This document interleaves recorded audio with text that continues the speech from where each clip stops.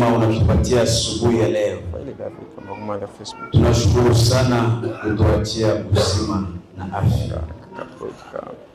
Tunakusifu sana kwa yote umetutendea muda wa usiku mzima. Asante maana wewe ni mchungaji mzuri, hatukupungukiwa kitu. Tulikuona siku zote kutuongoza katika malisho ya majani mabichi, kando ya maji matulivu ulituongoza, uliuisha nafsi zetu. Tumekukaribia katika dhabihu zetu za ibada. Asante Yesu, wewe ulitukomboa kwa damu yako kutoka mataifa yote, kutoka kuabudu sanamu na kutumikia dhambi, ili katika nyumba yako tuwe makuhani tukutukuze. Asante kwa yule ambao umetutika, maana ni kwa utukufu wako. Wewe ulitusafisha kwa ajili yako mwenyewe ili tuwe mali yako. Tunafurahi kutupatia neema kusikiliza neno lako, ulibariki. Asante kwa Roho wako anayekutukuza. Tunakusifu Roho wa Bwana kwa kazi yako katikati yetu. Asante wewe unayetupatia kukufahamu na kuamini. Asante, ninakushukuru kwa neema ulinipatia niwe chombo chako kwa ajili ya kugawa neno lako. Nitumie kwa utukufu wa Baba, kwa sababu ninaomba katika jina la Yesu Kristo, amen. Basi na tuweze kukaa. Jambo karibu wote.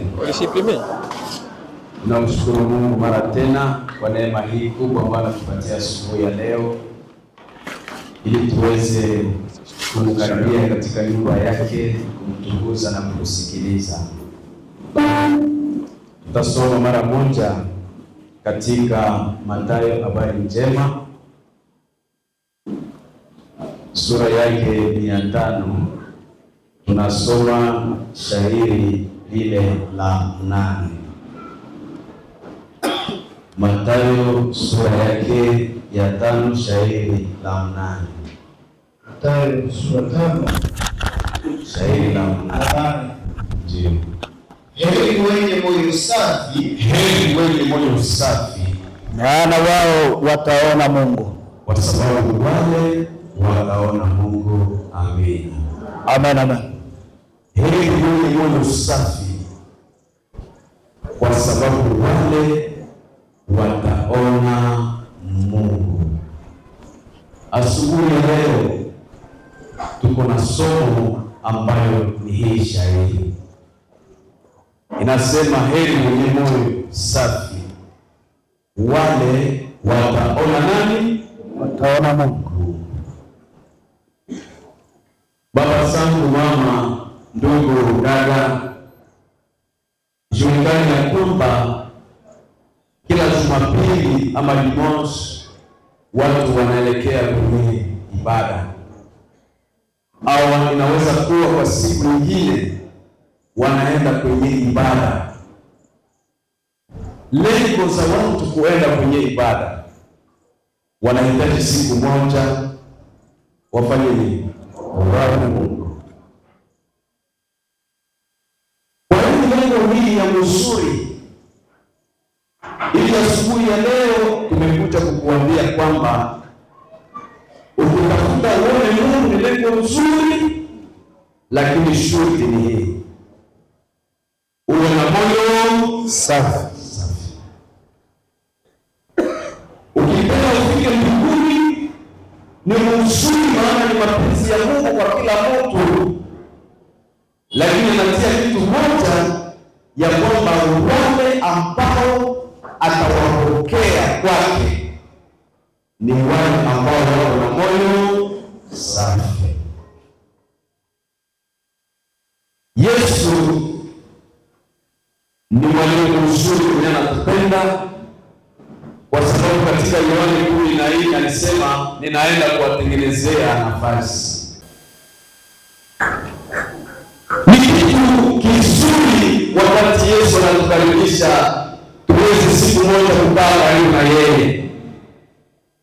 Hayo kawaida ya watu wote wapende uweze kukaa pamoja na wao lakini Mungu anayetupenda anatukaribisha, lakini anatupatia, anasema pale Biblia inasema mtakaa, ninapenda kuja pale, lakini ninaomba muhakikishe kwamba Mungu na moyo safi.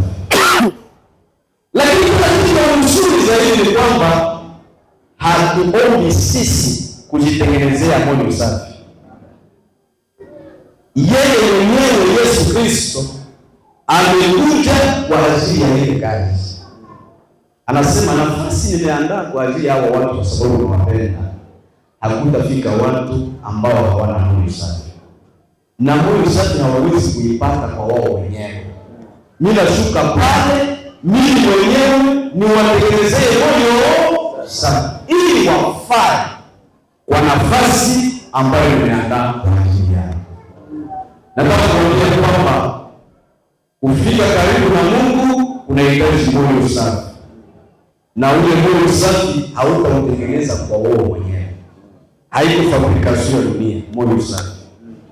Yesu yeye pekee alikuja kwa ajili ya ile kazi, ili atufanyie moyo safi tufae kukaa karibu na yeye siku moja.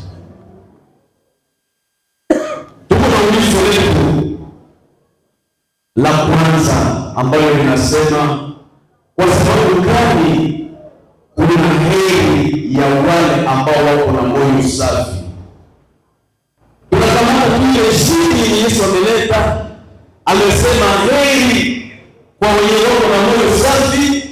Akajibu akasema kwa sababu wataona nini? Taona Mungu. Moyo safi uko wa damani, uko wa maana, kwa sababu utakusaidia kuona Mungu. Amen. Amen. Dunia kuna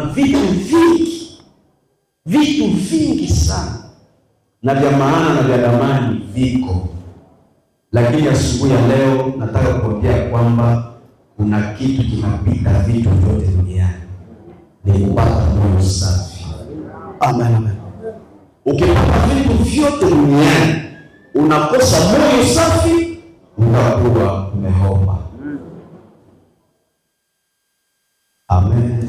Amen. Kitabu ya Ufunuo sura 21 shairi ya 27 inasema Yesu alionyesha Yerusalemu mji mtakatifu,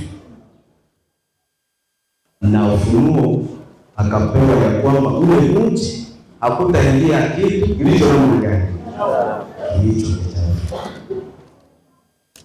Alafu Mungu akasema yale maneno ipelekee kanisa langu, wajua ya kwamba niko na waandalia nafasi, lakini hakutaingia kitu kilicho kichafu.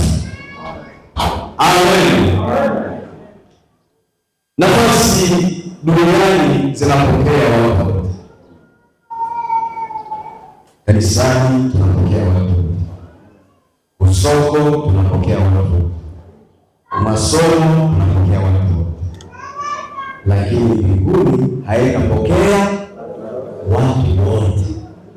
Wote wanaalikwa, lakini pekee yao wenye watakuwa na moyo safi ndio watafanya nini? Usipoteze muda wako kufikiria mambo mengine na kupigana juu ya mambo mengine, huko kitu ya maana kushinda vyote. Hakikisha kwamba siku moja umekwisha kupata nini? Moyo safi. Na kungali katika Zaburi ya 26 nilipenda hii kuwa kitu cha professional juu. Umekwisha kupata moyo safi. Amen. Siku gani umepata moyo safi na maisha yako iko naongozwa na moyo safi? Acha tupite kwa uzoefu wa Biblia. Alama gani zinaonyesha moyo mbaya? Kwa sababu kama una moyo safi, pembeni ya moyo safi kuna pia moyo mchafu. Alafu moyo mchafu una alama zake. Na Biblia ndiye alisema moyo ni mdanganyifu kuliko vitu vyote. na una ugonjwa wa hatari. Niwaambie, moyo mchafu. Tena nabii alifunuliwa ya kwamba uko na ugonjwa. Kama vile duniani tunapatwa na magonjwa, na magonjwa iko na alama zake. Amen. Mama ametoka kuleta ushuhuda hapa, alisema magonjwa yake ilikuwa naleta kubadilika. Zilikuwa alama. Na mwingine na malaria, ukimtazama na iko na alama za malaria. Utamuona kati jua hiyo kali, yeye anafanya nini? Kwa hiyo magonjwa iko na alama zake. Na waganga wakati wanakupima, wanakutunza, wanapenda waangalie. Wakishaona alama, wanasema mtafute na nini ndio chanzo cha hili gonjwa. Na moyo mchafu, Biblia haikueleza. Toka manabii mpaka mitume walieleza alama za moyo mchafu. Katika kitabu cha Yohana, Yesu alileta alama.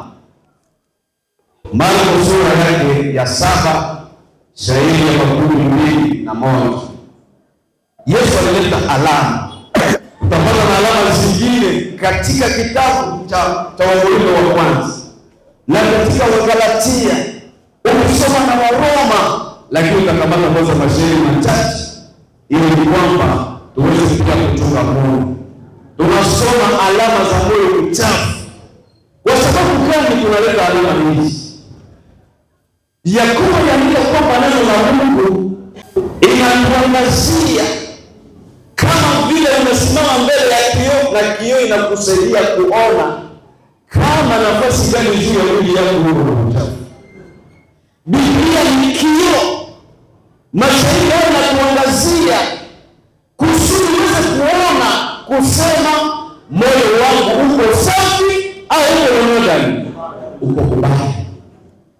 Na ukiona moyo uko mbaya, usife moyo, kwa sababu yeye anayetengeneza moyo alishakuja, jina lake Yesu Kristo. Kitu kingine tunachotesha duniani ni wakati ugonjwa unafika na tunapakosa dawa. Waganga wanasema hatujapata dawa. Hii inatuletea kawaida mingi. Lakini wakisema ugonjwa fulani uko na mganga, iko na upuzi. Kipata mwenye ugonjwa unatulia. Unasema naenda kwa ule mganga afanye nini? Anifunze. Na ugonjwa wa dhambi uko na mganga ambaye anashindwa wake, ambaye akikutunza moyo utakuwa safi. Nabii Isa alisema utakuwa safi kama nini? Kama theluji. Tusome alama. Watu yanatoka mawazo mabaya. Alama ya kwanza inaitwa mawazo mabaya. Au kwa maana nyingine madesizio mabaya. Katika kitabu cha Mwanzo Biblia inasema Mungu alitazama mioyo ya watu, akaona kwamba mioyo ya watu inafikiria mabaya mchana na nini na usiku. Alama ya kwanza ya moyo mchafu ni madesizio mabaya. Maana hakuna kitu unaweza kufanya kama moyo haijakamata decision. Hii mawazo mabaya ndio maamuzi mabaya. Ikisha kuwa inakuja nje. Alama ya pili uasherati. Mtu akishakuwa na decision mbaya, alafu anatokesha ile decision, anafanya uasherati. Mawazo mabaya, madecision mabaya ni alama ya moyo mchafu. Uasherati ni alama ya nini? Ya moyo mchafu. Mungu asikudanganye ya kwamba unaweza kuwa mtu wa Mungu pamoja na uasherati. Hapana.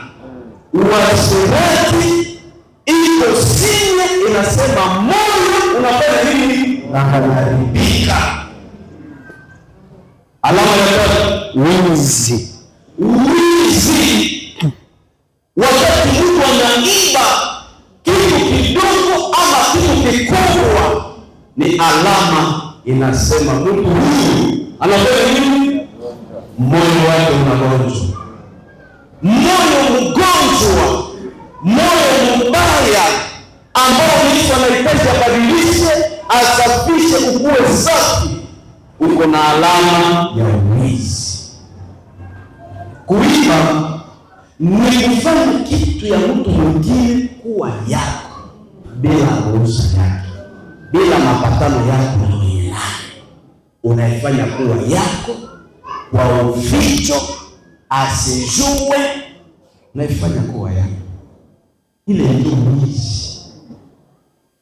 Kwa njia zote, kama ulishakakamata kitu ya mtu kikubwa au kidogo, hamkupatia ruhusa ukikamate, hamkupatana, ile iko wizi. Na Yesu anasema ile usione kama kitu kidogo, inatoka ndani ya moyo, na inamaanisha kwamba moyo unafanya nini? Unaharibika. Tuendelee. Uwazi.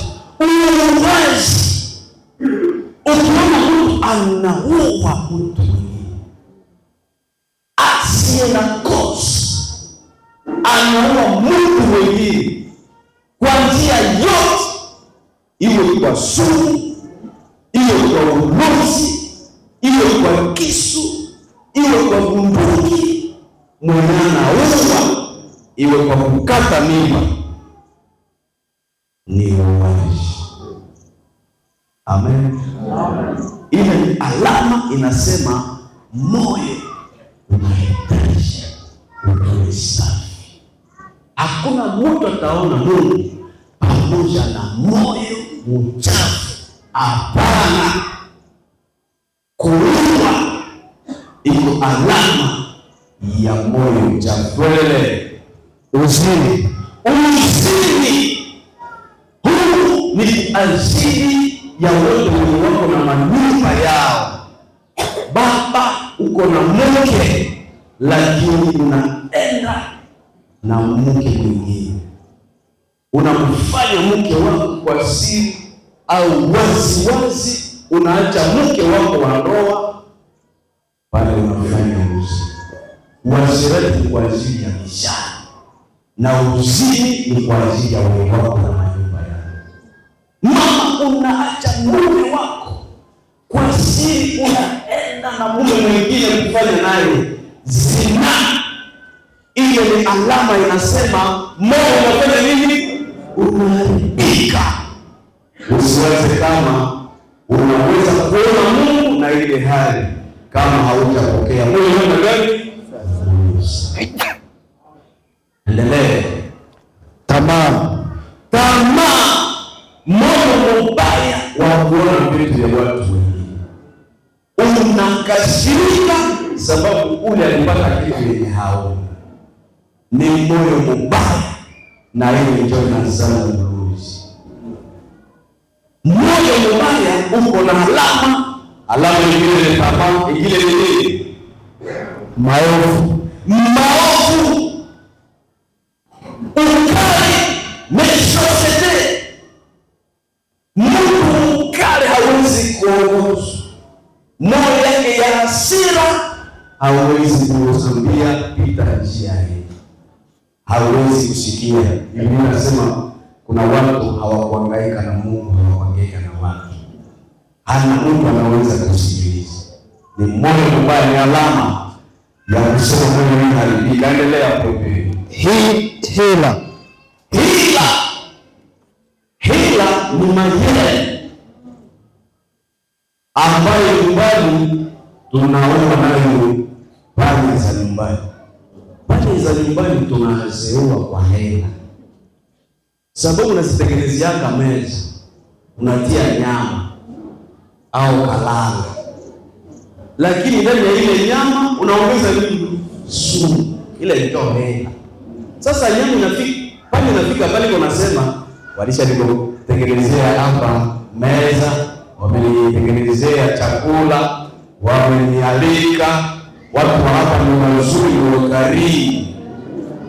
Panda inaweza kama huko mkarimu, lakini makusudi yako kupia pale, unatafuta kifo yake.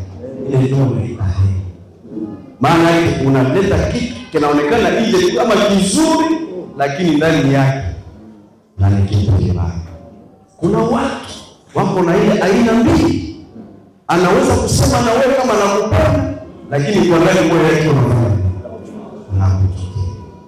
Ile ndio inaitwa heba, ni kutokuwa frank honest. Hauwezi kuonyesha kisi ndivyo ndani na nje ikuwe sawa sawa. Kwa hiyo tunaonyesha hali nyingine na ndani. Na kuna watu wanafuata maneno ya Mungu kwa heri. Anaonekana aparase yake kama ni mtu mtawa, lakini kwenye anaenda shinda peke yake. Hangaike na Mungu. Hangaike na Mungu. Wapendwa, hila ni alama nasema moyo unafanya nini? Unaharibika. Tuendelee. Jeuri, kukosa adabu. Hauhangaike kuheshimu watu. Iko moyo mbaya. Endelea. Macho mabaya. Macho mabaya. Kuna macho mabaya, mtu anakuangalia unasema basi hapa mtu anaweza kufa hapa. Ni moyo mbaya, inachukia kuangalia mtu. Wewe mwenyewe ambaye waliangalia unasema basi. Anakuangalia kutoka mguu wako, kidole ya mguu anakupandisha na macho ilizatengemesha huko. Ile iko macho mabaya. Mtoto mekana naye kwa parcel haya onaka siku moja kisha mbele. Umtazama tu ni kama unatazama kitu kichafu. Ni moyo unaharibika. Amen. Ninasema mashahidi ni kioo, ni thermometer. Waganga wako na thermometer, unatutiaka thermometer. Inawasaidia kuangalia kusema huko na fièvre. Na alama hizi zikionekana, jua kwamba moyo yako iko na nini? Na fièvre. Ni alama zinasema magonjwa iko. Inahitaji mganga mkubwa ambaye anaitwa Yesu Kristo. Endelea. Matukano. Matukano ni alama ya moyo mbaya. Kiburi. Kiburi ni alama ya moyo mbaya. Upumbavu. Biblia inasema upumbavu katika Zaburi, inasema wapumbavu wanasema katika mioyo yao. Hakuna nani? Hakuna Mungu. Ile ndio upumbavu. Wakati wanakuelezea maneno ya Mungu unaipuuza. Nasema na Mungu naye ni wa wapi? Walimu wanakosa kufanya. Iko tu commerce tu, anatafuta tu franga. Na moto iko wapi? Unapuuza kila kitu yenyewe natoka kwa Mungu. Biblia kitabu cha Zaburi inasema ndio upumbavu. Zaburi inasema wapumbavu wanasema katika mioyo yao hakuna nani? Kuna Mungu. Maneno ya Mungu yana nafasi gani katika moyo wako? Kweli kweli unaweza kukuongoza kwenye unaishi katika kartie kwenye hakuna walimu. Unaweza kukataa decision fulani sababu neno la Mungu lilikuambia usifanye vile. Neno la Mungu liko na poa gani kwa moyo wako, kwa decision zako, kwa matendo yako? Tuendelee. Haya yote. Anasema maneno haya yote yanatoka kusema yaliyo maovu. Ni maovu. Yanatoka ndani. Anasema yanatoka ndani ya moyo wa Mungu, ni madecision za moyo unaoharibika. Yanafanyiza mtu mchafu. Yanafanyiza mtu kuwa namna gani? Mchafu. Mchafu. Amen. Na Mungu anasema mbinguni hakutafika kitu ya dunia mchafu. Amen. Amen. Amen. Kitabu cha Korinto iliongeza kuabudu sanaa. Amen. Iliongeza washereka waume kwa waume. Amen. Na washereka wa nyama, mtu na nyama, mtu na mtu ya jamii yake. Vitabu vya Mungu vinaeleza haya yote kuwa ni washerati. Kitabu hili iliongeza kunyang'anya, ni wizi ya kukamata kitu ya Mungu wa mbinguni. Kitabu ya Wagalatia iliongeza uchawi, iliongeza uluzi, iliongeza chuki, iliongeza ubaguzi, iliongeza mapigano. Mambo haya yote ni alama. Na katika Timotheo waliongeza kutokana na wazazi. Amen. Hizi alama zinasema moyo unafanya nini? Unaharibika.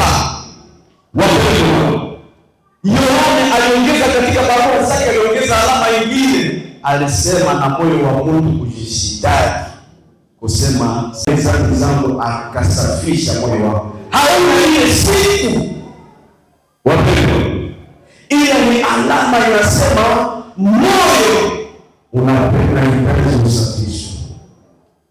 Ushuhuda ya kinywa ya kusema niko mwenye dhambi. Ndiyo Yesu alisema maneno mengine ya moyo yanasikika kwa kinywa. Alisema kwa kujaa kwa moyo na kinywa kinafanya nini? Nasema. Ukisikia mtu anasema niko mwenye dhambi, usimkatae. Sababu anasema yeye iko wapi? Iko ndani ya moyo. Kwa hiyo anahitaji Mwokozi asafishe nini? Moyo wake. Wapendwa, alama hizi zimeingia katika maisha yetu tangu zamani. Biblia inasema tangu kuanguka kwa Adamu, makosa haya yalipata nafasi katika mioyo yetu. Yohana kaandika akasema, duniani mtu akisema yeye hayafanyaka kosa na anageuza Mungu Bwana kuwa mwongo. Sote tunaishi katika haya maneno.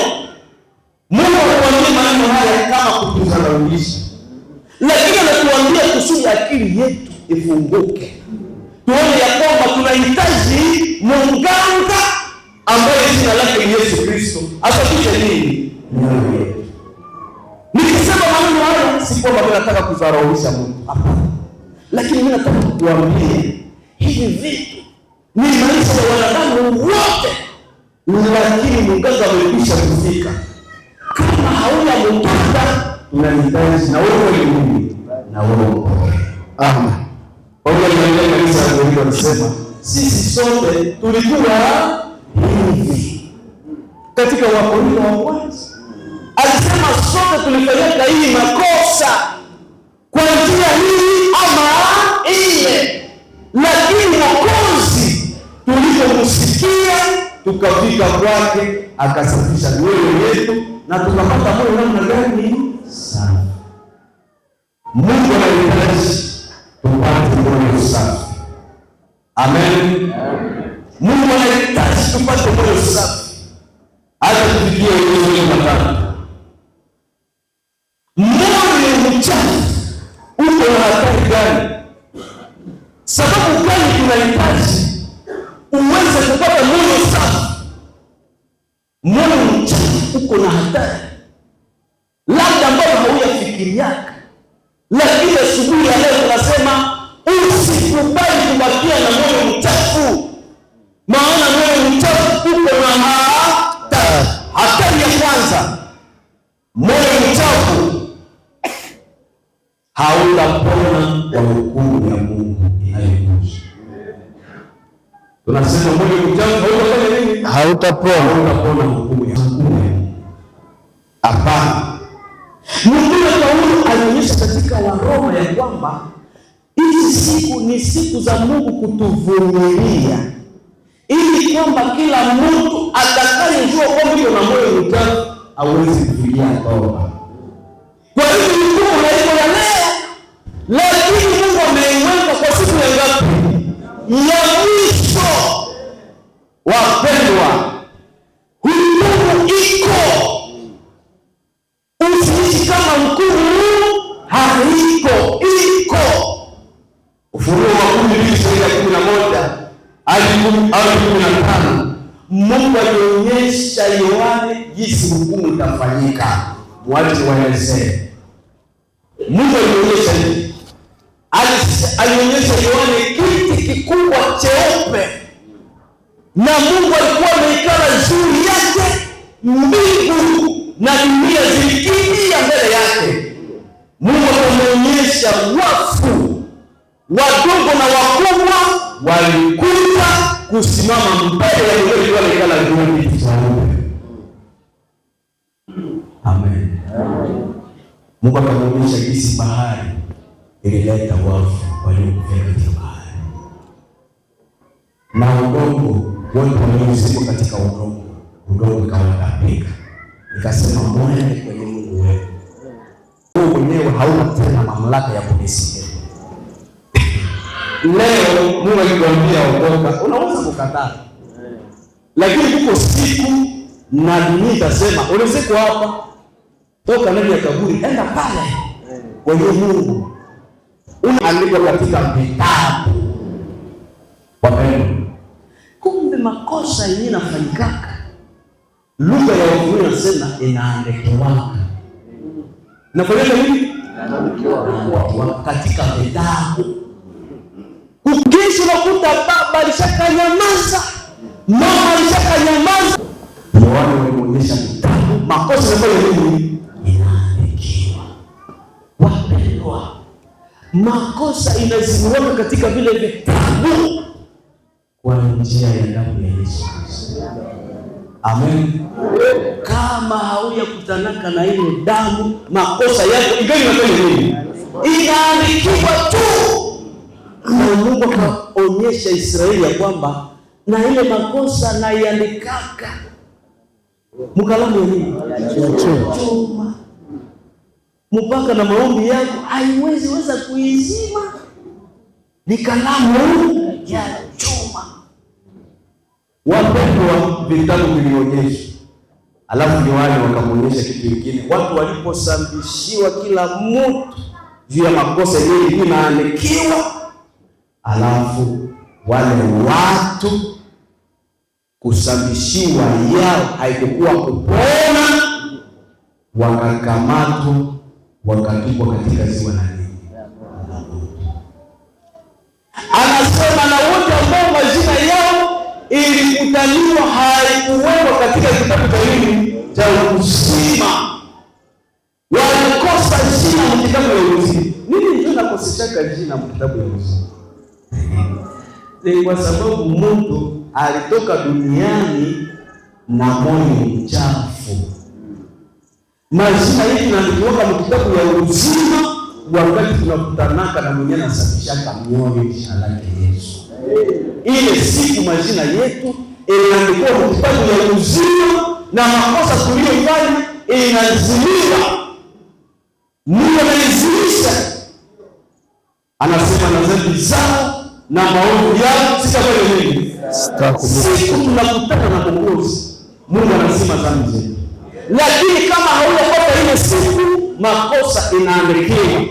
Uwe umefanyaga kwa uficho ama waziwazi, inaandikiwa. Mwimbaji mmoja wa wimbo za Swahili alisema, giza nuru siku zote Mungu anakutazama hata unafanya Mungu anaona. Hukumu iko na kuja. Ninashukuru Mungu mwache wapi habari njema. Waroma sura 8 ya kwanza inasema hakuna hukumu ya adhabu juu ya wote walio ndani ya nani? Kusudi kama ile hukumu sekrani moja ingia ndani ya Yesu Kristo. Ukikuta mabaya niwaambie, waliosafishwa hawatafika mbele ya kiti cheupe cha hukumu. Hapana, hawatafika pale. Wenyewe watafika pale ni watu ambao walitoka duniani na mioyo mingi chafu. Lakini waliosafishwa, waliokubali Yesu wasafishwe, hawatafika pale. Sababu nini? Walipokubali Yesu akawasamehe dhambi zao zikazima, akawahesabia. Ukishapata haki ya Mungu hauwezi tena kufika kwa Mungu sana. Sababu makosa uliyofanya Mungu anakuwa alishasamehe na kukuvika haki na kusema umestahili. Kiti cha hukumu watafika wote waliotoka duniani pamoja na makosa. Wapendwa, paradiso ni kweli. Amen. Hii nyingine ya Goma, wakati watu wanakufa wanaenda kumakartie mbele yake. Hakuna ya tatu. Hapa wakati tunakufa, kama umekufa na moyo mbaya, unaenda kuhadisi. Kuna nafasi ya ule patron ambaye Yesu alizungumza katika Luka. Kama umeenda moyo wako sakasafishwa, unaenda kuparadiso, mahali Lazaro alikaa kwa kifua cha nani? Hakuna nafasi ya tatu. Hakuna ya tatu. Na mwenyewe akifikia kuhadisi sababu alitoka huko moyo unaharibika. Ule mtoto fufuka kwa ajili ya kwenda. Kupata moyo safi ni maana. Sababu moyo mchafu kwa hatari, moyo mchafu hautapona. Kwa hukumu ya Mungu haiwezekani. Haiwezekani. Acha kuambia hatari ya pili. Moyo mchafu uko na hatari. Moyo mchafu unabomoa maisha ya mtu yeye mwenyewe. Dhambi haina faida. Hapana. Hapana. Biblia inasema hivi katika Mithali 14 shairi ya 34 sehemu ya pili. Ilisema dhambi iko haya ya watu wote. Sehemu yake inasema haki inanyanyua taifa, lakini dhambi iko haya ya watu wote. Dhambi ni haya.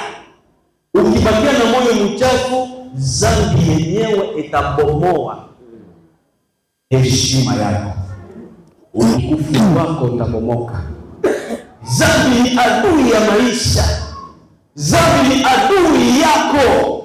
Isaya aliandika ya kwamba hapana salama kwa wenye dhambi. Hakuna mtu mmoja atafanya makosa na aseme alipata salama ndani yake. Hakuna.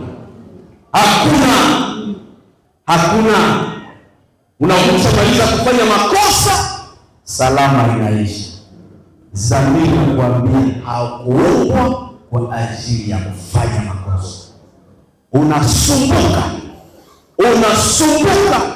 Ukishakata mimba unasumbuka. Ukishapigana na wazazi unasumbuka. Ukishapigana na mume wako unasumbuka. Ukishalewa unasumbuka. Kwa sababu Mungu amesema kwamba hata kubali mwenye dhambi apate nini? Salama. Hakuna salama. Kwa sababu gani? Yesu alikuambia kusafisha ukatae. Kitu yenye faida unaweza kukatalia juu ya nini? Wapendwa, Mungu akisema atupatie moyo safi ni kwa faida yetu. Maana alisema katika Mathayo, kujeni kwangu ninyi wote mnaosumbuka na kulemewa na mizigo mizito, na mimi nitafanya nini? Kupata moyo safi unapata pumziko repo. Kuna salama kupokea moyo safi. Moyo unatulizana. Sababu umeshukisha mizigo ya makosa. Lakini kubakia na kiburi yako itakuletea sifa gani? Kubakia na hasira ya miaka 2 na kusaidia kwa nini? Na kuletea kitasho peke yake. Na kugonga na kukosa usingizi. Unapata faida gani? Kitu moja mimi nashangaa kwa ajili ya hasira ni kwamba hasira na kutesaka na mwenyewe likutesa yeye haangaiki. Yeye iko nakula na shida. Kwa hiyo unakosa usingizi, yeye unafanya nini? Na akijua gisi ulishaka mkashirikia, akikukutana nasema utapasuka. Sasa unakosa kama uongeze tena dozi nyingine gani ya hasira. Wapendwa, Yesu akitupumzisha ni kwa faida yetu. Lakini dhambi haina salama. Amen.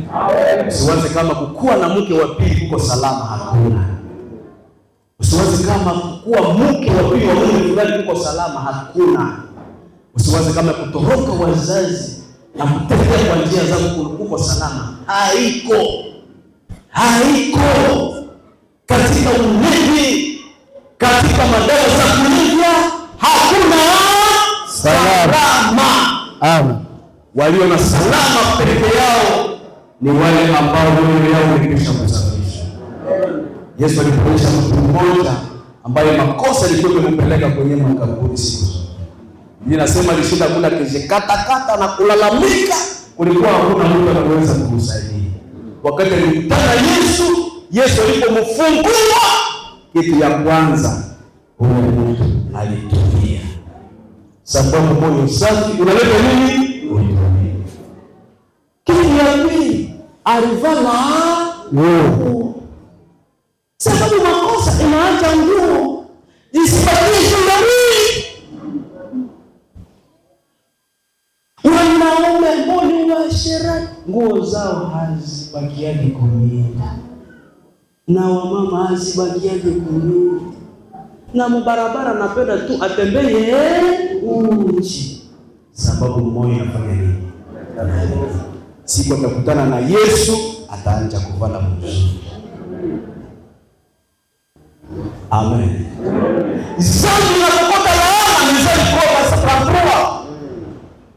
zambi inaharibisha kazi na maisha. Kijana mmoja katika Biblia sura 15, baba alikuwa na watoto wawili wadogo, akamuomba sehemu ya mali. Biblia inasema alienda alipoteza kwa nini? Kwa makosa. Huko kazi za watu wengi zilishakaharibika kwa sababu ya makosa. Mungu anakubariki na kupatia kazi, lakini kwa sababu ya makosa kazi inafanya nini? Na wengine nyumba yao ishakaisha kwa sababu ya makosa, na wengine walifukuzwa kwa kazi kwa sababu ya makosa. Makosa na ile maisha. Makosa ni maskini, haiko maendeleo. Makosa ni insecurity, haiko salama makosa. Amen. Amen. Basi nabomoa na jamaa. Kaini anaoa nani? Zambi kuna hatari. Mungu alisema katika Mithali chapter 3 verse 8, alisema zabibu ya waovu machukizo kwake. Zambi, moyo mchafu unaacha na zabibu na ibada yako, Mungu anafanya nini? Anaikataa. Wapendwa, usikatae kupokea moyo safi, sababu moyo mchafu uko na hatari kwa wewe mwenyewe, uko na hatari kwa jamaa yako, uko na hatari kwa wapendwa ambao unaishi nao, wajirani wako watatatizwa kwa sababu ya moyo mchafu. Na uhuru ya Mungu hautaipona ukitoka duniani bila nini? Bila moyo safi. Acha kushukuru Mungu wetu laini. Mungu alitumia kwa ajili ya kusafisha moyo wetu. Mungu alipoona tumekuwa na moyo mchafu, sisi wanadamu wote, mpaka Mungu alikosa faida kwetu. Vile vile kitabu ya Waroma inasema tulikuwa pasipo faida, na kitabu ya Zaburi sema tulikuwa pasipo faida mbele ya Mungu. Zambi inaanza tunakosa faida. Mungu anasema hao watu finalement niliwaona kwa sababu moyo mchafu unaacha unakosa faida kwa Mungu na kwa watu, unakosa faida, na katika jamaa unakosa faida, na kwa mke wako unayempenda sababu ya makosa unakosa kwake faida, unakosa faida kwa mume wako aliyempenda. Mume wako anasumbuka kwa sababu ya moyo mchafu. Kwa hiyo moyo mchafu haiko baraka na hiyo kitu ya kushikamana nacho, lakini Mungu alitafuta njia. Alitumia kitu gani? Tusome Yohana ya kwanza sura ya kwanza 27, inatuambia kitu gani Mungu alitumia kwa kusafisha. Kama tukitembea katika nuru, lakini kama tukitembea katika nuru, kama yeye alivyo katika nuru, kama yeye alivyo katika nuru, tunashirikiana sisi kwa sisi, na damu yake Yesu, mwana wa Mungu, inatusafisha dhambi zote. Amen. Anasema damu ya Yesu mwana wa Mungu inafanya nini? Inatusafisha. Inatusafisha dhambi nusu Zote. Dhambi zote. Dhambi zote. Dhambi ziko na kitu moja ambacho kinaizisafisha, ni damu ya Yesu. Usitafute usafi ya moyo kwa njia nyingine. Wapendwa, ziishe. Wengine wamependelea ubatizo gisi wandugu wametoka kubatizwa. Anasema nikibatiziwa alafu moyo wangu utakuwa namna gani? Hapana. Ile ni amri ya Mungu ya ubatizo, ni ushuhuda. Haiko mali ina uwezo wa kusafisha mioyo, hapana. Ukitegemea maji ya ubatizo, moyo wako utabakia hivi. Mtu mmoja ndio aliambiaka pastor, akishafanya makosa nyuma ya ubatizo wake, pastor akasema, ulishuhudia juzi kwamba ulishakaokoka, unafanya makosa juu ya nini? Akasema, pastor, na mimi nilishangaa wakati nilijizamisha katika maji, mtu wangu wa zamani alizama. Sasa nilishangaa wakati nilitoka, ule mtu wa zamani akaogelea kumai tena, kaenda rudia juu. Kama alifanya makosa, ule aliwaza kama kusafishwa katika maji ndio nafanya moyo wa Mungu kuwa namna gani? Wapendwa, kuna njia moja inasafisha moyo, ni damu ya Yesu. Maji ya ubatizo haina nafasi, iko ushuhuda, iko na kazi. Wengine wamefikiria kama kutolea Mungu zawadi, sadaka inasafisha moyo. Waliosafishwa mioyo ndio wanaletea Mungu sadaka wakimshukuru. Lakini ukisema kadiri jinsi nitakupatia Mungu sadaka alafu makosa yangu itatoka, umepotea. Siku moja nilienda ubiri kwenye radio fasi fulani, alafu ile emission kulikuwa ndugu mmoja ndio alikuwa. Nilipomaliza kuhubiri, mtu akakuja asubuhi kwa ibada ya asubuhi, akasema, jana nilisikia mafundisho kwa radio, ilinisaidia, ndio maana mimi napia somo. Sasa ule ndugu mwenyewe nilipa ile emission, aliposikia ile habari akasema, okay, mtu mmoja aokoka bali nilikuwa kuuza kwa makosa yangu. Sema basi. Kauliza wapenda, akasema, huyu mtu maneno yake kuna namna gani? Anawaza kama sadaka yake inaweza kutosha nini dhambi zake. Wakati Mungu alifunulia Petro kutengeneza ni termi ya mzuri, kutengeneza. Unasikia iko termi mbaya, amusikie kisi ni mzuri masikio yenu. Kutengeneza, wapendwa, kutengeneza iko kusema maneno yako, kujishtaki kwamba wewe mwenzako, lakini haiko njia. Inaomba imani yako inajenga juu ya Yesu ambaye ni mwanga damu, iko na uwezo wa kusafisha makosa. Ukishaamini ile damu, alafu ile damu kuna uwezo, inafika kwenye maombi, haiwezi kumeka kwenye sadaka, haiwezi kumeka kwenye maombi ya wachungaji, haiwezi kumeka, inaenda safisha moyo wako. Yesu alifundisha Ukristo kama nini, alihamakia walimu wengine. Alisema, ninyi mnafanana makaburi zenye wameweka rangi nje, lakini ndani mkiwa vitu vya namna gani? uwezo. Maana yake kuna wakati mtu anaweza kufanya vitu vya nje akifikiri vitamsaidia, lakini moyo wake na unabakia mambo mengine yote yenyewe yanaweza kufanyika katika lengo la kusafisha moyo, ni kujifunza kwa Yesu. Lakini damu ndio inasafisha moyo wa Mungu. Moyo kuambia namna gani damu hii inatusafisha. Kitu cha kwanza, damu ya Yesu ni ukombozi, inatusafisha hivi. Kitu ya kwanza, damu ya Yesu ni ukombozi. Lakini Yesu alikuja na damu, akasema, Baba, Ulisema pasipo kumwanga damu hakuna nini? Ondoleo sana. Nasema damu ndio nimeeleta. Haiko damu ya nyama, haiko ya kondoo, haiko ya mbuzi, haiko ya ng'ombe, ni damu yangu ambayo ulinifanyia kwa uwezo wa Roho.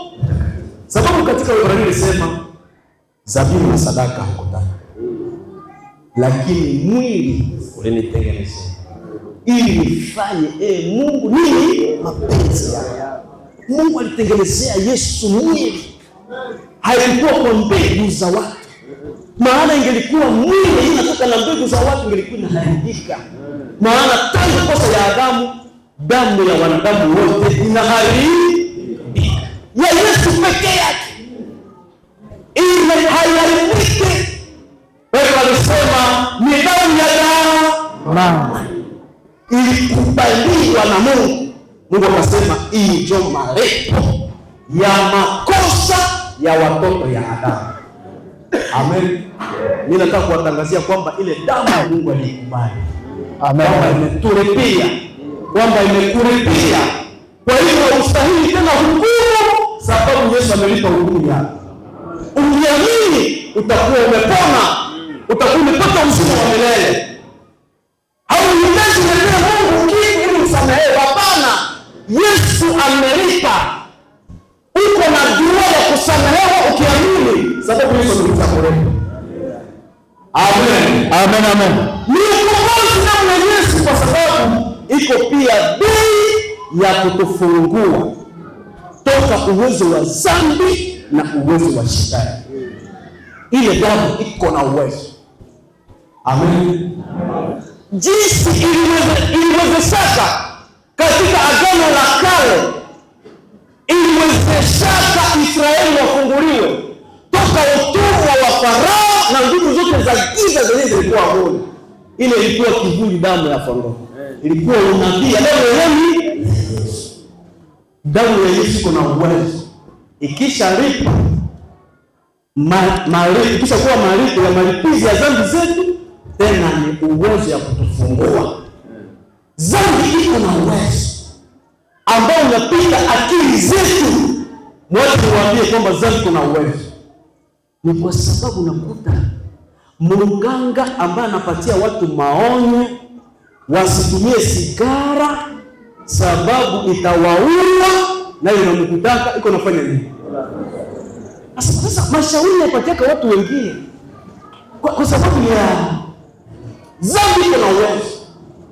Inawezeshaka mke wa Potifari atamani mtumwa esclave Yosefu. Dhambi iko na uwezo, inafanya mke wa patro atamani kijana mwenyewe na msufuria kama sahani.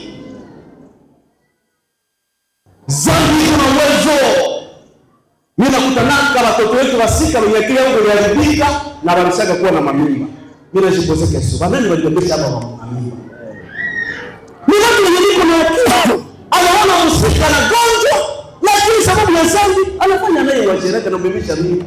Kwa sababu dhambi iko na uwezo kuliko nguvu ya Mungu, kuliko akili ya mtu, kuliko mali ya mtu. Dhambi iko na uwezo. Iko na uwezo kuliko elimu yetu. Iko na uwezo na kuliko vyeo vyetu katika kanisa. Dhambi iko na uwezo. Iko na uwezo. Yenye iko na uwezo kufungua mtu katika uwezo wa dhambi ni damu ya Yesu pekee. Amen. Amen. Amen. Usijivunie kukuwa miaka mingi mkanisa kama inaweza kukusaidia. Dhambi iko na uwezo kuliko miaka yako katika imani. Iko na uwezo kuliko elimu. Iko na uwezo kuliko mamlaka. Iko na uwezo kuliko vitu vyote. Unashangalaka mtu mwenye anaheshimiwa na anashafanya nini? Makosa. Unakuta watu wenye wako na furaha anafanya uasherati kwa hoteli, na wenye hawana furaha wanaenda ifanye mpole, kisha anaacha cheka. Wengine anasema bado ni bavilajwa nakutana shaenda fanya uasherati mpole ni watu lazima mbele ya Mungu. Huko tofauti ya uasherati wa hoteli na ya pori. Mbele ya Mungu ni nini? Ni kosa moja. Damu ya Yesu iko na uwezo ya kufungua Mungu toka dhambi. Amen. Amen, amen. Damu ya Yesu iko na uwezo, inasafisha moyo wa Mungu. Waebrania sura 9 shairi yake ya 14 inasema, si zaidi damu ya Kristo itasafisha dhamiri zenu na matendo ya kufa, mpate kutumikia Mungu aliye hai. Damu ya Yesu inasafisha. Nimesema kitu ya kwanza iko ukombozi, ni malipo ya malipizi ya dhambi zetu. Kitu kingine ni bei ya kutufungua toka uwezo wa dhambi na uwezo wa giza. Kitu ya pili, damu ya Yesu inasafisha dhamiri. Wapendwa, mwache niwaambie neno hili. Dhambi kuna hatua mbili. Dhambi ni tendo, lakini dhambi kuna kitu kingine ya kiroho inayoonekana. Ukishamaliza kukunywa pombe unaachia tendo pale, lakini ulimwengu ya roho ile dhambi inajiandika kuzamini. Ulisha stope kukunywa pombe, umestope kusharatika, ni tendo imeisha, lakini wakati unarudia nyumbani, dhambi kwa namna ya kiroho inabakia kunafsi yako, kuzamini yako. Amen. Alafu wakati dhambi inabakia kuzamini, ile ndio inakufanya mchafu mbele ya Mungu. Ile makovu ya dhambi zenyewe zinajiandika kuzamini, ndio zenyewe zinakufanya mchafu mbele ya Mungu. Ukitaka kuomba unasikia sauti inatoka katika dhamiri, nasema lakini sistahili. Ni kwa sababu zile dhambi ulishamaliza matendo, lakini zinaandikwa kwa dhamiri. Amen. Sasa damu ya Yesu inasukula dhamiri zetu, inasukula mitendo ya Mungu. Hatujui kama inapitika namna gani. Wewe unaamini katika ulimwengu wa roho, Roho Mtakatifu anaenda sukula dhamiri yako, inakuwa safi. Unaweza kufika mbele ya Mungu ukisema kama watakatifu ya Kolosai, mkishukuru Baba aliyetustahilisha kupokea sehemu ya urithi ya watu gani. Wakati unapofika mbele ya Mungu na kilio, damu inakuja ikishasafisha dhamiri zetu, unaanza kufika mbele ya Mungu na nini? Na shukrani. Amen. Amen, amen. Amen. Ukiamini utaanza kufika mbele ya Mungu na shukrani. Utaanza pata furaha ya kutumikia Mungu. Utaanza pata furaha ya ibada. Utaanza pata furaha ya kuwa mtu ya Mungu, kwa sababu dhamiri yako itakuwa imekuwa. Lakini niwaambie matendo mengine yote, zamani nilipokuwa sijaokoka, na inakuwa wakati bakisha koleza sifa, mimi nasikia moyo wangu unatulia. Mimi nasema Yesu, ungelikuwa leo na tungali mwenye ambiazi, bala ningeenda basi na wewe. Wakati wimbo unaisha, mizigo juu ya dhamiri inaanja.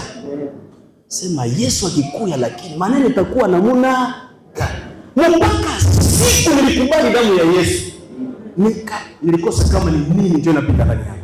Nikasikia dhamiri yangu ikatulia, na sauti kasema ulishakubaliwa na Mungu. Damu ya Yesu kuna uwezo, inazungumza nasi, inasafisha dhamiri. Unaweza kuwa huru, unaanza kuwa na lala na uko na salama, moyo wako na inatulia, haikushtaki kwamba uko na probleme na Mungu. Sekreni moyo, ukubali damu ya nani? Damu ya Yesu. Amen. Amen. Damu ya Yesu kitu kingine ni kusafisha namna gani?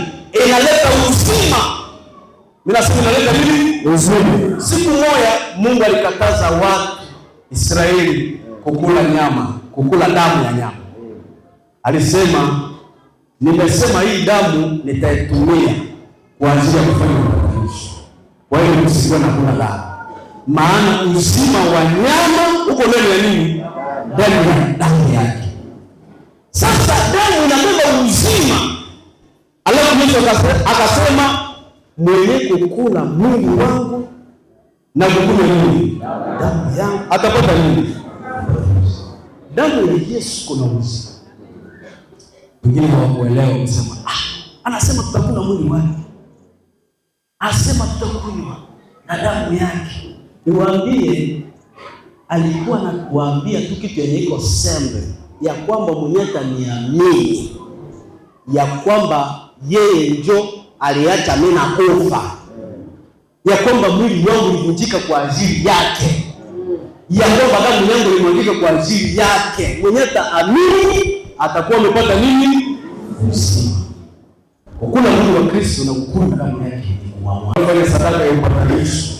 Na wanaambiaka mwenye alifanya makosa aweke mikono yake juu ya nyama, sababu ya vitu viwili. Kitu ya kwanza, ana transfere makosa yake juu ya nyama.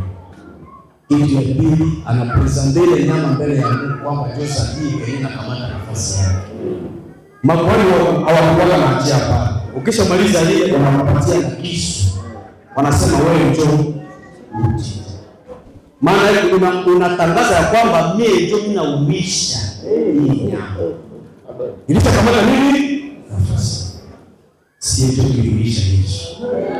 Amen. Alafu kuamini ni kukubali, sema mimi ndio nilikuumisha Yesu. Merci kunikufia.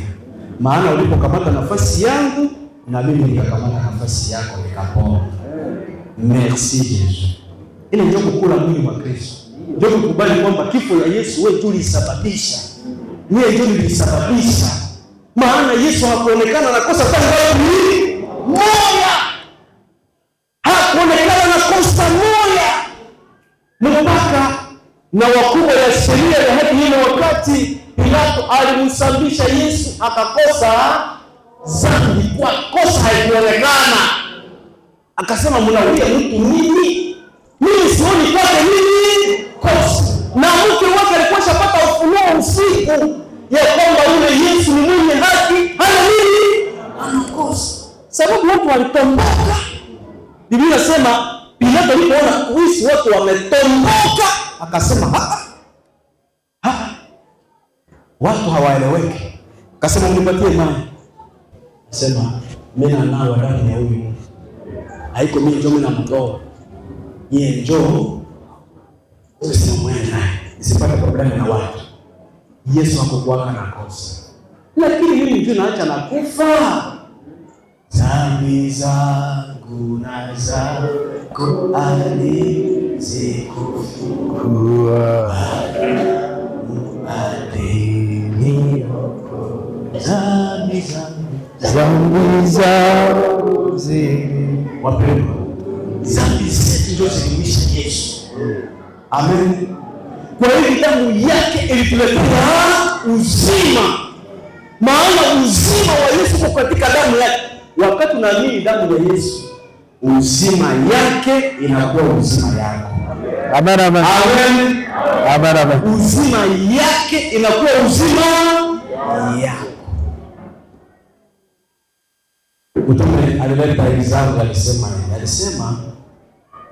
tulikuwa matawi ya mti ya kupori, alafu Mungu alienda kutafuta kwa mti ya pori akatuleta juu ya mti ya nyumbani.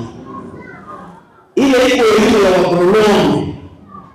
Wakiona mti mzuri wanajua kufanya greffage, anakamata tawi ya ile mti anaitia juu ya mti ya mzuri, ili tawi iweze kuzaa matunda yenye mahitaji ya kutokana na na shida. Na Mungu alitukamata anatutia juu ya Yesu, ili uzima wa Yesu ndio uzima yetu. Paulo akaandika katika Wakorintho wa kwanza sura 1 verse 30, akasema mimi ndani yake Mungu anasema Yesu alikuja na Mungu kuwa akili yetu, kuwa haki yetu, kuwa utakaso Yesu ni akili yetu, Yesu ni haki yetu, Yesu ni utakaso wetu, Yesu ni ukombozi wetu. Wakati unamwamini, uzima wake unakuwa uzima wako. Amen. Tabia zake zinakuwa zako. Unapoamini damu yake, uzima wa Yesu unakuwa uzima wako. Ni vile damu ya Yesu inaweza kutumika kutusafisha. Nimesema damu ya Yesu ndio inasafisha dhambi, ilitusafisha kwa njia hii. Nasema kitu ya kwanza, damu ya Yesu ni ukombozi. Ililipa malipizi ya dhambi zetu na kutufungua toka nguvu za dhambi. Nasema kitu ya pili, damu ya Yesu inasafisha dhamiri ya mtu ili uchafu yote ya makosa yanayofanyaka iweze kuisha, dhamiri iwe safi. Nasema kitu ya tatu, damu ya Yesu inatutransferi uzima wa Yesu. Amen. Ukiamini damu hii, unaamini unapokea. Kitu cha kwanza, dhambi ulizofanya zote Mungu anazisamehe. Sababu Yesu alikufia dhambi, utahukumiwa. Kitu ya pili, Mungu atakuhesabia haki.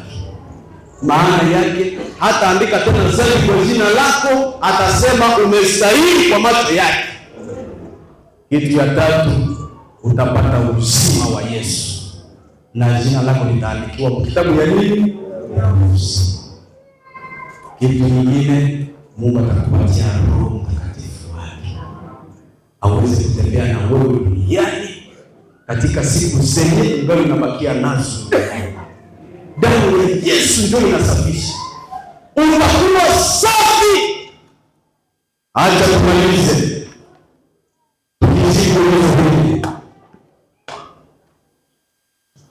tunapokea usafi huo namna gani? Namna gani usafi huu unatufikia sisi?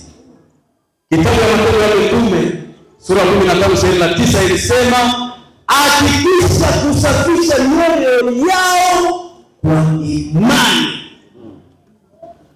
Petro ndio alisema, andiko hili linasema, nimeona Mungu hana ubaguzi katikati yetu sisi Wayahudi na mataifa. Sote alisafisha mioyo yetu kwa njia ya nini?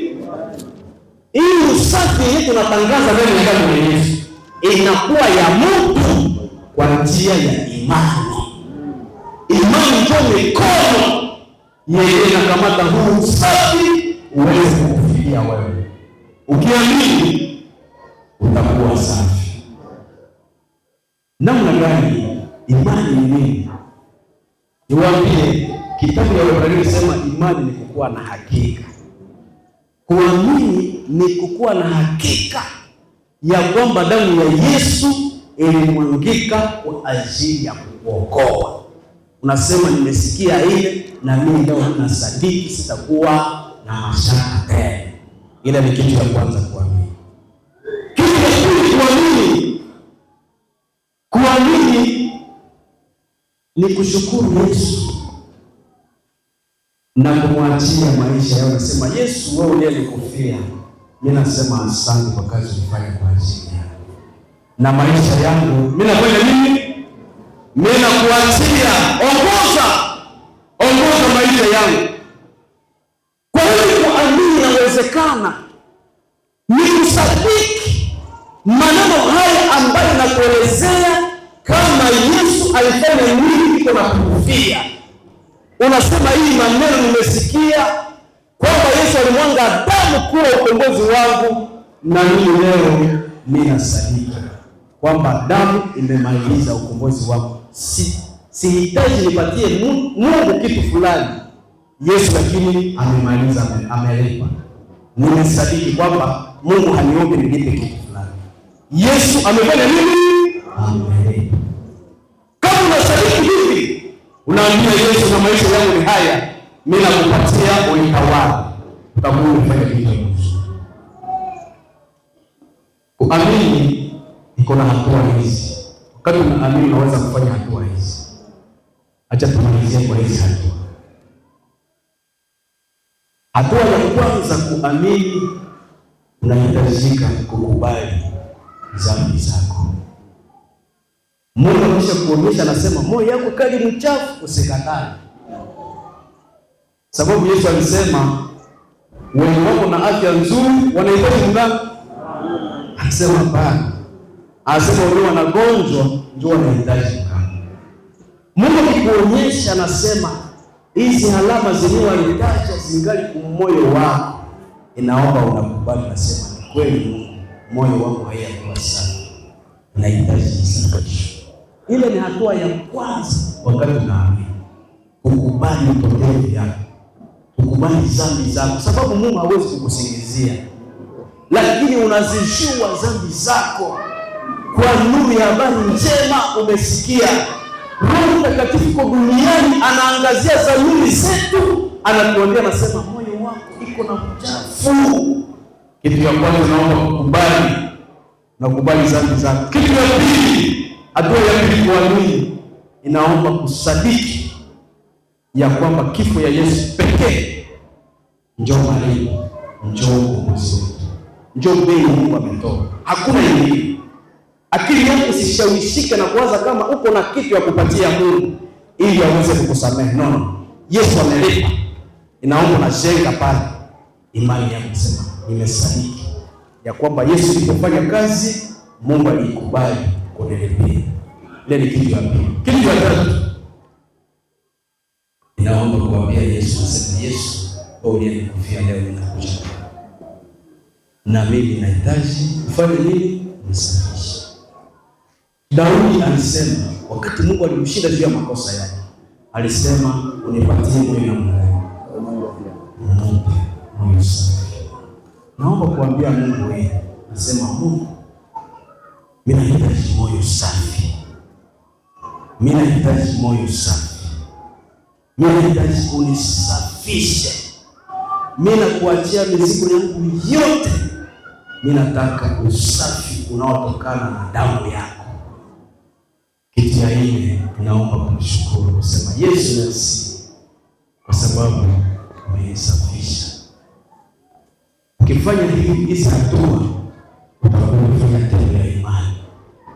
Na iliandikwa ya kwamba ili kila mtu akiamini asifanye nini? Asipotee. Kama utaamini, jua ya kwamba utakuwa hautapotea tena, lakini utakuwa unapata uzima wa siku ngapi?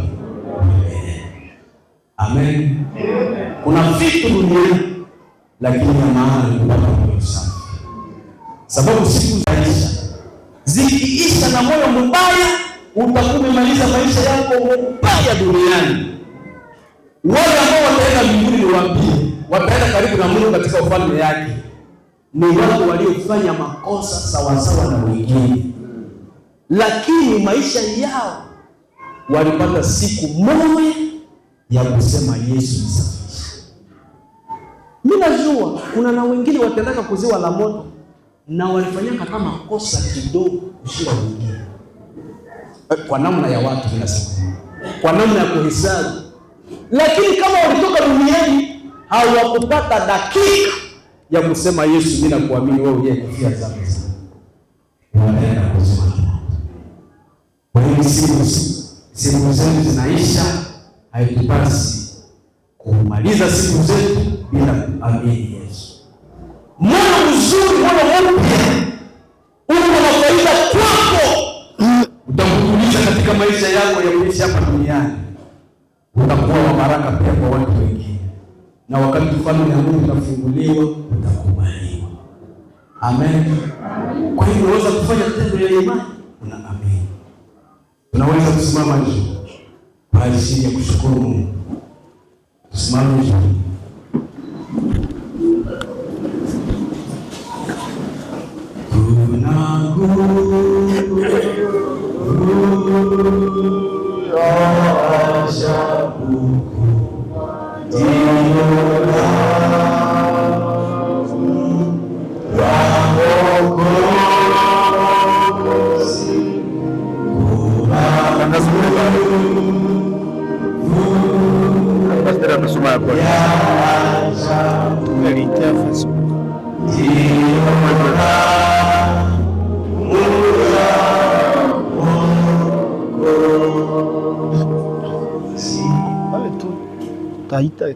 Ukiwa katika hali ya kuomba, nitaka nikuambia neno hili.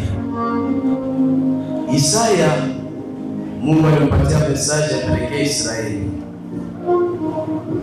ambao nao walikuwa katika maisha machafu mbele za Mungu. Alafu Mungu akampatia mesaji, akasema ipelekee watu yangu. Katika Isaya sura 1:18 akasema, Mungu wenu iko nasema hivi, iko na waalika mkuje kufanya shauri naye. Asema muende katika shauri na Mungu, katika mazungumzo na Mungu. Anasema katika ile mazungumzo mtatosha baraka, hata kama dhambi zenu zilikuwa nyekundu kama nyekundu ya damu, zitakuwa mweupe kama.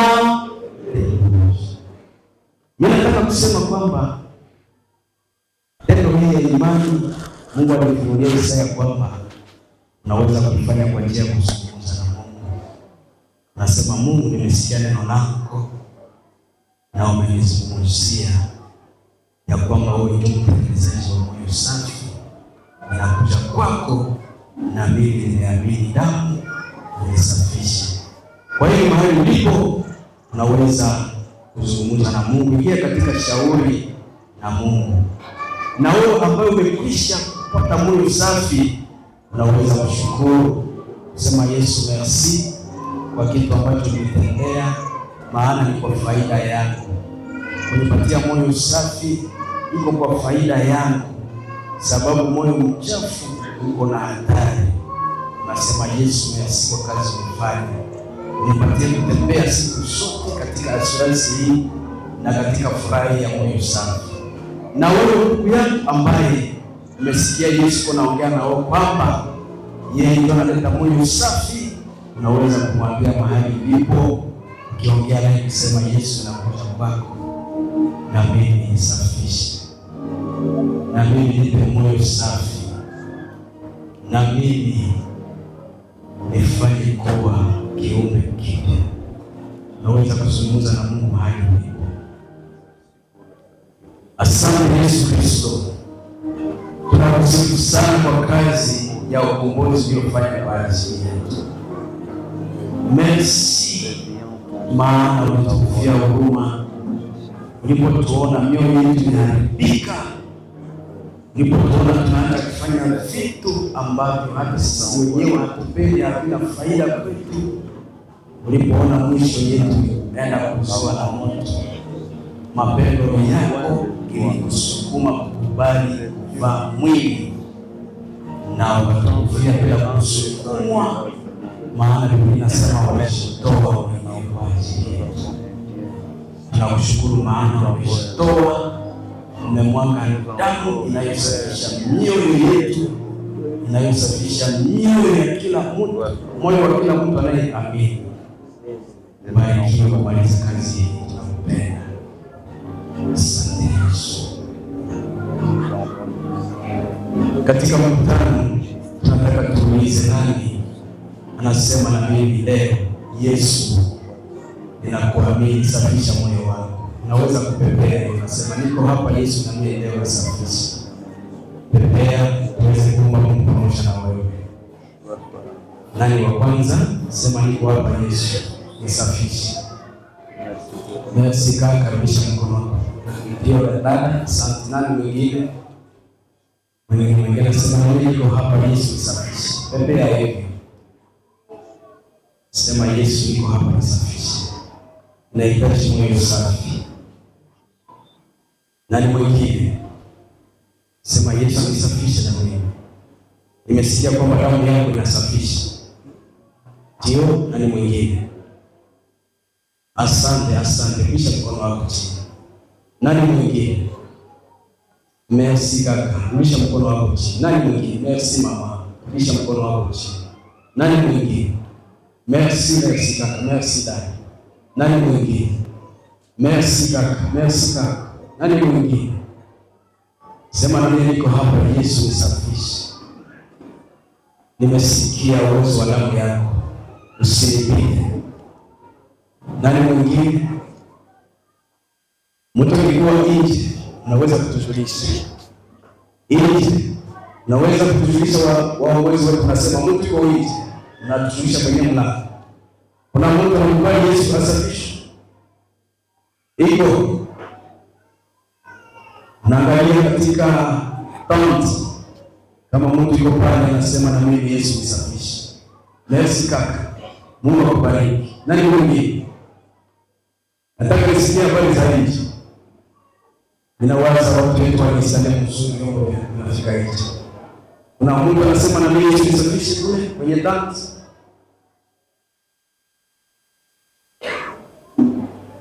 Niko hapa na kujulisha. Nani mwingine anasema na mimi niko hapa? Nani mwingine anasema na mimi niko hapa? Yesu nisafishe. Sitaki ishi maisha yangu pamoja na dhambi, maana dhambi haina faida kwangu na inanielekeza mzuri wa Mungu, lakini Yesu anasimama nimeshakufa. Amen. Amen. Tutaweza kukaa. Nataka kukutanisha wapendwa ambao ninyi mweza kukubali Yesu. Mfanye tendo moja ya imani tu. Msogee hapa mbele tuweze kuomba pamoja naye. Ni tendo la imani. Karibu. Asante. Lakini mtukuza Yesu ambaye aliweza. Karibu sote siku nzuri. Siku ya furaha, siku zinalenga na kutoka katika siku. Karibu. Bwana Yesu karibu. Asante. Karibu. Mungu akubariki, Mungu akubariki, karibu. Siku ya nzuri. Siku ya kuzaliwa katika jamaa ya Mungu. Siku ya jina lako kuandikwa katika kitabu cha uzima. Nani mwingine anasema na mimi niko hapa? Nimesikia Yesu kunipokea. Asante sana. Tunataka tuweze pia kuelekea wote ambao waliamini Yesu kwa seminari zilizopita tangu na mwingine mzuri kwa mkutano wa siku ya leo. Nani mwingine? Naonekana kufika leo. Asante. Lakini hii decision ndio inaandika majina yetu katika kitabu cha uzima. Amen. Na Mungu alileta ahadi ya kwamba mwenye anakamata decision hii anasema wewe uko na uzima wa milele. Anasema ule hataendaka tena kuziwa na Mungu. Kwa hiyo kujua ya kwamba umekamata uamuzi mzuri. Mjue kwamba Mungu amesamehe dhambi zenu na amewahesabia haki, hamtapotea tena. Amen. Na kwenye mtakuwa na shida, mwambie rafiki zenu, mseme mimi Mungu ashanisafisha. Nishakuwa mtoto wa Mungu. Hivyo pia tunawaambia, tunasema muweze kupenda maneno ya Mungu. Mshirikiane na watakatifu kusikiliza maneno ya Mungu, itawasaidia kuendelea mbele. Amen. Tutakuwa na maombi. Baba Mungu, asante kwa ajili ya watu hawa ambao uliwapenda na asubuhi ya leo umezungumza na wao. Wamesikia neno lako na wamekuamini. Asante maana wamesema mwenye amini hatapotea. Na kushukuru maana watu hawa hawatapotea tena. Uweze kuwasimamisha katika imani na wapatie furaha ya kukuwa wana wako. Mwokozi, waonyeshe wote wanaofika kwa mikono yako, hakuna mtu atawaondosha. Uweze kulinda watu hawa katika neno lako, uweze kuwalinda katika imani. Wabariki, wapatie maendeleo mazuri. Bariki na mkutano huu wote, kwa kile kitu ambacho tumetia katika moyo wa kila mmoja aliyesikia neno lako. Ee Mungu bariki. Na sisi wote ambao walikuamini tangu zamani, tukufunulie maana wewe unaweza watu wafanya wana wako. Bariki Mungu, tunaomba katika jina la Yesu Kristo. Amen. ukai pale. Kapenda kupatia viongozi nafasi aweze kusema neno ya kuwaongoza. Ikiwa naweza kuongoza namna gani